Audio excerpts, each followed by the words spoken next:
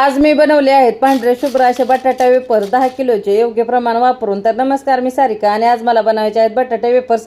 तर मी असे 2-3 तासापूर्वीच बटाटे भिजाय घातले होते। त्यानंतर मला चिप्स बनवून घ्यायचे होते।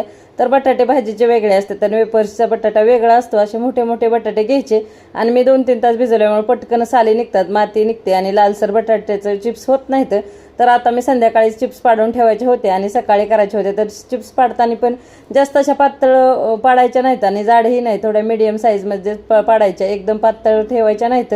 आणि तुरटीचाही पाण्यामध्ये आपल्याला वापर करायचा आहे आणि ज्यावेळेस आपण रात्रीच्याला भिजायला घालतो त्यावेळेस ही तुरटी टाकूनच भिजायला घालायची आहे। तर सगळे अशा मला चिप्स आता करून घ्यायचे होते आणि मी एकदमच 10 किलोचे बनवत आहेत। आता संध्याकाळी तर काही प्रोसेस नसते, ज्यावेळेस आपण चिप्स बनवतो फक्त 2-3 पाण्याने चांगले स्वच्छ असं धुवायचं आणि भिजाय घालताना नवीन पाणी घेऊन त्यात तुरटी मिसळून रात्रभर ठेवून द्यायचं। त्याच्यामुळे चिप्स सगळे छान फुगतात आणि सकाळी चांगले आपले वेफर्स होतात। आणि जास्त पाणी ठेवायचं। तर मी अशा रात्रीचे माझे चिप्स बनवून ठेवले होते।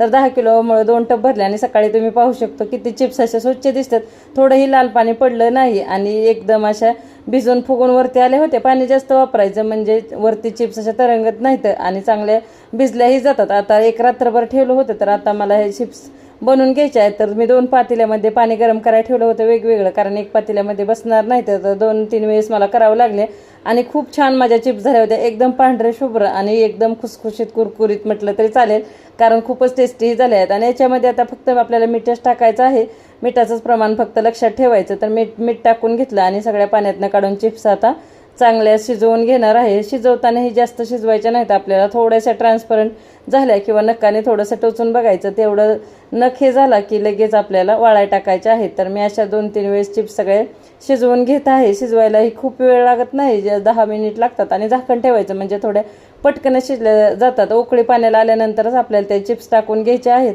तर मी आता सगळ्या चिप्स अशा शिजवून घेते आणि त्याच्यानंतर मला आता उन्हामध्ये वाळाय टाकायचे आहेत।